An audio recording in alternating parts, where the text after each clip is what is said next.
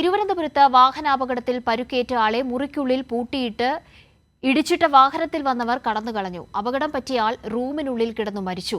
സംഭവത്തിന്റെ CCTV ദൃശ്യങ്ങൾ ഇപ്പോൾ പുറത്തായിട്ടുണ്ട്. നൃപൻ ചക്രവർത്തി ഈ വാർത്തയുടെ വിശദാംശങ്ങളുമായി ചേരുന്നുണ്ട്. നൃപൻ, CCTV ദൃശ്യങ്ങൾ നമ്മളിപ്പോൾ കണ്ടുകൊണ്ടിരിക്കുകയാണ്. ദാരുണാന്ത്യം എന്ന് തന്നെ പറയാവുന്ന ഒരു സംഭവം.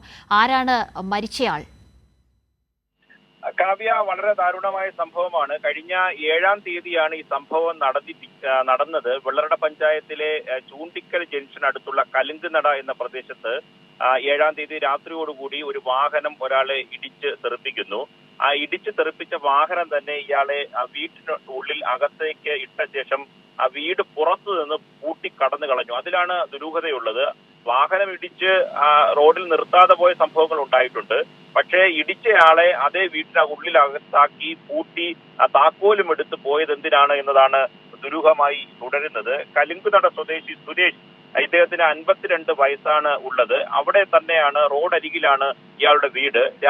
രാത്രി ഇയാൾ പുറത്തേക്ക് ഇറങ്ങിയപ്പോൾ വാഹനം ഇടിച്ചതാകാമെന്ന സൂചന. കാരണം രാത്രി എന്തിനാണ് ഇയാൾ പുറത്തിറങ്ങിയത് എന്ന കാര്യത്തിൽ വ്യക്തത വന്നിട്ടില്ല. ഇയാളുടെ അമ്മയുമാണ് അവിടെ താമസിക്കുന്നത് എന്നാണ് നമുക്ക് ലഭിച്ച വിവരം. ഈ ആക്സിഡന്റ് നടക്കുന്ന സമയത്ത്, ഈ അപകടം നടക്കുന്ന സമയത്ത് അമ്മ ഒപ്പം ഇല്ലായിരുന്നു. 7-ാം തീയതി അപകടം നടക്കുന്നു. ഇയാളെ സുരേഷിനെ കാണാതാകുന്നുണ്ട്. അതിനുശേഷം സമീപവാസികൾ അവിടെയൊക്കെ തിരഞ്ഞു. അതിനുശേഷം വീട് പൂട്ടിക്കിടക്കുന്നത്, ആദ്യഘട്ടത്തിൽ വീട് പൂട്ടിയിട്ടിരിക്കുന്നത് കൊണ്ട് പുറത്തെവിടെയെങ്കിലും പോയതായിരിക്കും എന്ന തരത്തിലുള്ള ധാരണയുണ്ടായിരുന്നു. അത് കഴിഞ്ഞിട്ട് പ്രദേശത്ത് കഴിഞ്ഞ ദിവസത്തോടുകൂടി നല്ല ദുർഗന്ധം തുടങ്ങി. തുടർന്നാണ് പോലീസിനെ അറിയിച്ചത്. പോലീസ് എത്തി പരിശോധിച്ചപ്പോഴാണ് ഈ മരണപ്പെട്ട നിലയിൽ സുരേഷിനെ കാണുന്നത്. 52 വയസ്സുള്ള ആളാണ് ഈ സുരേഷ്. ഈ അപകടം സംബന്ധിച്ച് കാവ്യ, ദുരൂഹത പലതാണ്. ഒന്ന്, ഈ അപകടം സംഭവിച്ച ശേഷം ഞാൻ നേരത്തെ സൂചിപ്പിച്ചതുപോലെ വാഹനം നിർത്താതെ പോയി. അങ്ങനെ അപകടം സംഭവിച്ച് നിർത്താതെ പോയാൽ അത്തരത്തിലുള്ള പരിശോധനകളും കേസെടുക്കുന്നത് സ്വാഭാവികമായി പലയിടത്തും സംഭവിച്ചിട്ടുള്ളതാണ്. പക്ഷേ ഇടിച്ചിട്ട ശേഷം അതേ ആളെ തന്നെ അയാൾക്ക് ചികിത്സ നിഷേധിക്കുന്നു.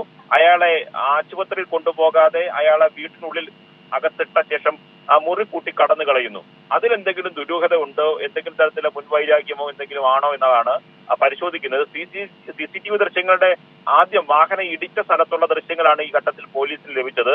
അതിനെ തുടർന്ന് വാഹനം മുൻപോട്ട് പോയ ഭാഗങ്ങളിലെ കടകളുടെയും സ്വകാര്യ കടകളും ഒപ്പം തന്നെ മറ്റ് സ്ഥാപനങ്ങളുടെയൊക്കെ തന്നെ ഈ CCTV ദൃശ്യങ്ങൾ, വീടുകളിൽ നിന്നൊക്കെ തന്നെ CCTV ദൃശ്യങ്ങൾ പോലീസ് ശേഖരിക്കുന്നുണ്ട്. ഈ വാഹനം ഇടിച്ചിട്ട് നിർത്താത്ത പോയ വാഹനം എങ്ങോട്ടാണ് പോയത്, അത് സംബന്ധിച്ച വിവരങ്ങൾ തേടുകയാണ്. ഇടിച്ച വാഹനത്തിന്റെ നമ്പർ ആദ്യം ലഭിച്ച CCTV ദൃശ്യങ്ങളിൽ വ്യക്തമല്ല. അതനുസരിച്ചുള്ള പരിശോധനയാണ് ഇപ്പോൾ പോലീസ് നടത്തുന്നത്.